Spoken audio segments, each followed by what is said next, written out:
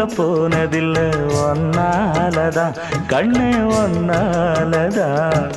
யார் பேச்சு கேட்டாலும் என் காதில் கேட்பதெல்லாம் உன் பேருதான் மெத்தான் உன் பேருதான்.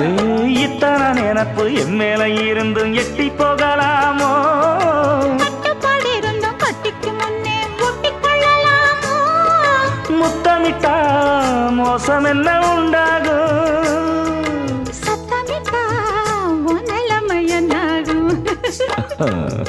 புது வளையல அரைச்சு தொண்டையில தான் நனைச்சு மாமன் கிட்ட பேச போற மணிக்கணக்கா.